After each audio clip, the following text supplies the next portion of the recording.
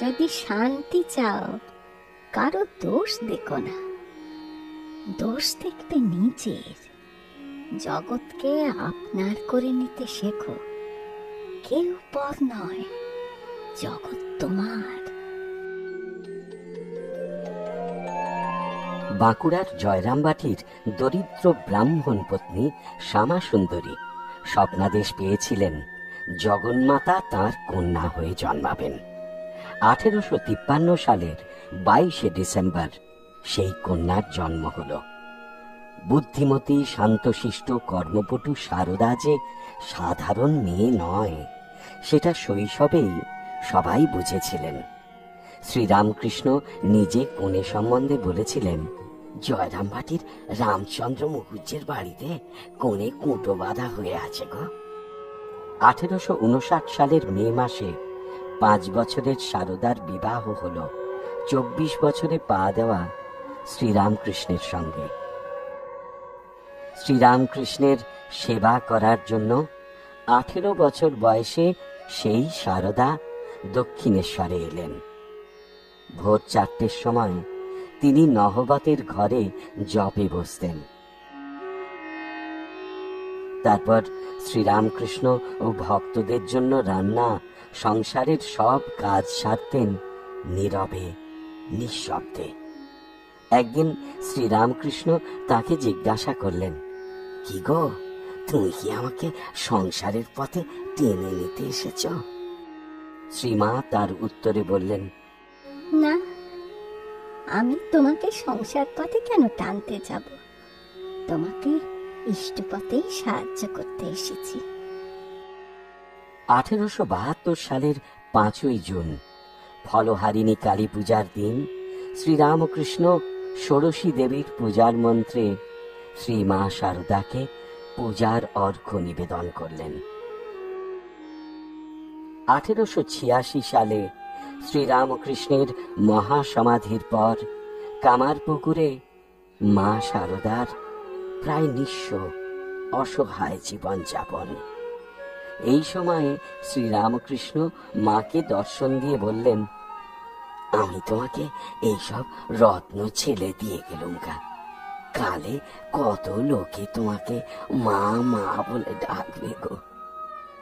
এরপর কলকাতার গৃহস্থ ও সন্ন্যাসী সন্তানেরা মা সারদাকে কলকাতাতে নিয়ে এলেন।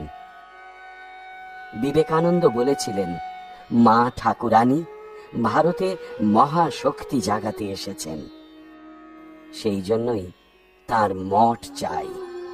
তিনি ছিলেন সংঘ জননী। বেলুড় মঠের কাজকর্মে মার কথাই ছিল শেষ কথা। স্বামীজি শিকাগো ধর্ম মহাসভায় যাবার অনুমতি মার কাছে নিয়েছিলেন। নারী শিক্ষা প্রসারের জন্য নিবেদিতার বিদ্যালয় উদ্বোধন করেছিলেন মা স্বয়ং।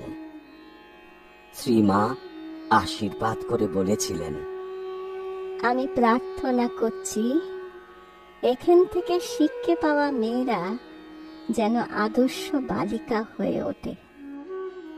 বাংলার রঙ্গালয়ও মা সারদার আশীর্বাদ ধন্য ছিল। মা 8খানি নাটক দেখেছিলেন।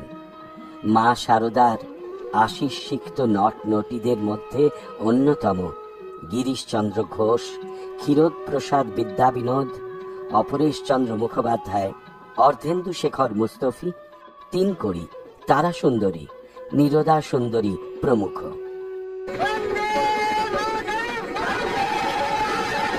সে সময়টা ছিল স্বদেশী। স্বদেশী আন্দোলনে শ্রীমায়ের বৈঠকখানা কোয়ালপাড়া আশ্রম এক গুরুত্বপূর্ণ ভূমিকা গ্রহণ করেছিল। অনুশীলন সমিতির বিপ্লবীরা মাকে প্রণাম করে আশীর্বাদ নিয়ে যেতেন। বিপ্লবী অরবিন্দ ঘোষ ও বাঘা যতীন মায়ের কৃপাধন্য ছিলেন।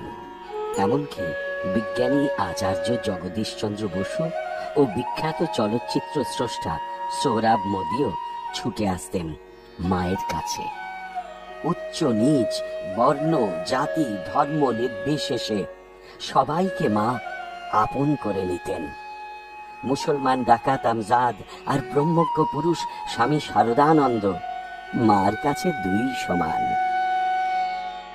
1908 সালে স্বামী শারদানন্দ কলকাতার বাগবাজারে মায়ের স্থায়ী আবাসন নির্মাণ করেন। 1909 সালের 23 মে মার এই বাড়িতে শুভাগমন ঘটে। এখানেই মা শেষ জীবন কাটান। অবশেষে 1920 সালের 21 জুলাই মঙ্গলবার রাত 1:30টায় শ্রী মা স্থূল দেহ ত্যাগ করেন।